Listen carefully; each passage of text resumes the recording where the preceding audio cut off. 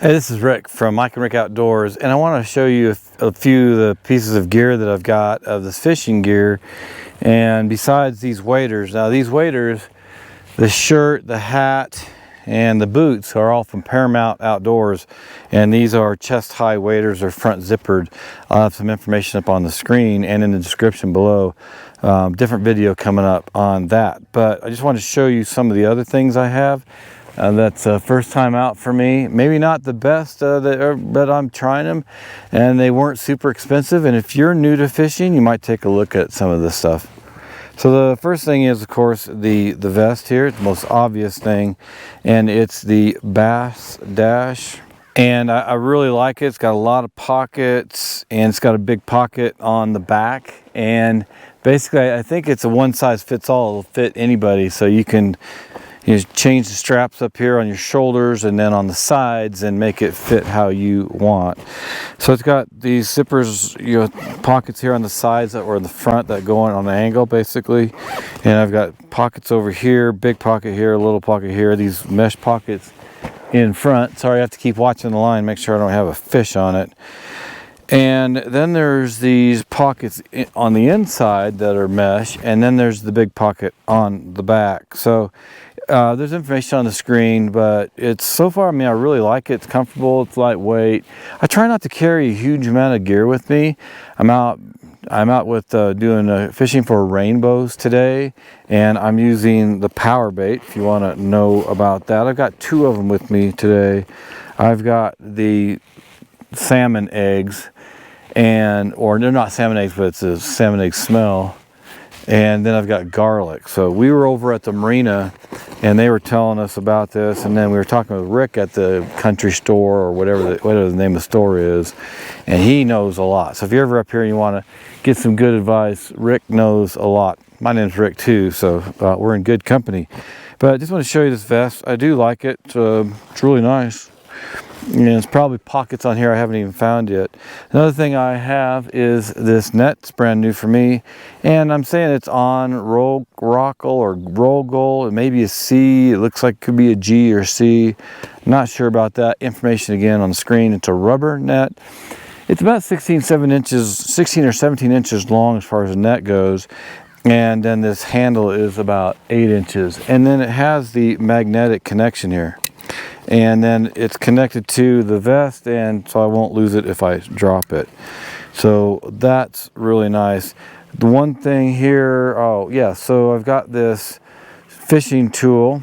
If I can pull it out, if I want to get it out quickly and I want to get the hook out of the fish's mouth. But what I liked about this, besides being a cool color, I like the blue and the gray. And but you can see, and again, have more information on the screen, but it's got this clip here, and then it's spring loaded. So that's nice. I don't want to have to push it open. I want this to be spring loaded. So it has a knife basically on here, or not a knife, but you can cut your string. Yeah, right here at the end, you can cut the string. And then it's, the pliers, you can grip things. So far, I mean, I haven't used it yet. I've tried it out, but not on an actual fish. Now, another thing I have, there's two other things I'll show you real fast. And that is, I've got this rod holder right here, and you can find them at any store, Amazon, all that. So that's really nice. It's steel or aluminum or something like that. And it's easy to put in the ground. It doesn't bend, so that's real nice. Another thing that I have also is I bought this tape, this tape. It's sticky tape, whatever, and you put it on here. It goes like 35 inches long. So if you have a rod that folds, well, then you might want to cut part of it off, at least get 24, 26 inches, so you can, because there are some trout that get up to 24 inches, but this one, because this rod does not pull apart, I was able to put the whole thing. So instead of having a tape measure out, then I can just lay the rod by the fish and measure it that way. I'm trying to be more of a minimalist when it comes to fishing and not carry a huge amount of gear. Only take what I need. I have a backpack over here with some water and a chair in it, and actually my kids over here have the chair, so I'm going to do a review on it, but since they have the chair I can't do that. But that's all I brought out here. Well, besides the camera, I got the pole, the backpack, the fishing vest, and the few things you see right here. But it's all self-contained basically. And so I just want to show you some of the things I got just to start fishing. But you know, the critical things are, well, you better have a pole and you better have a license, because we got checked last time we were out here from the game warden. And I've got an annual license here in Colorado, but since I live here, it was only $45. But you know, having that pole, your hook, your weight, and again, I'm new to this, so if you guys want to offer any advice, I'll take it. But you know, that's having that, you know, whatever bait you're going to use or lure out here on the lake. You can use worms, you can use live bait, you can use the power bait. And so the last time we were out here, we were fishing incorrectly. We were on a boat, we were out during the day, the wind kicks up here at 11 Mile Reservoir really bad, most every single day. It's this whole canyon up here that goes up to, I wouldn't call it a canyon, it's a high plains kind of a, you know, in between these 13,000 foot peaks, and Fairplay's at the other end of it. And Fairplay is known for its high winds. And it gets pretty rough here in the afternoons, just in case you're thinking of coming up here. And I would talk to the guys at the marina, to Rick at the store, and get some advice, because you know, we learned right away by seeing other people catching fish. We were talking to locals and we were fishing wrong. And so I haven't caught anything yet, so you know, it could be I may still be fishing wrong, and I may move to another area, but I'm sure there's fish right here, and I'm just going to keep trying. I'm not going to stay out all day. Mike and I are a little bit different. Mike loves to hunt and fish, and he will just sit and sit and sit for that one fish or whatever. I prefer to come out here and know the times, the best times to have the most success fishing.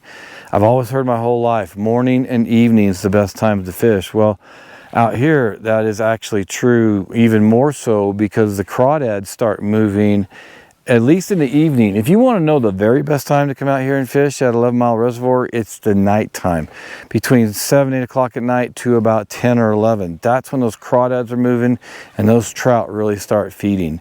So just keep that in mind if you come up here 11 Mile Reservoir, or you're fishing any lake or reservoir that has crawdads in it. Find out when they're moving.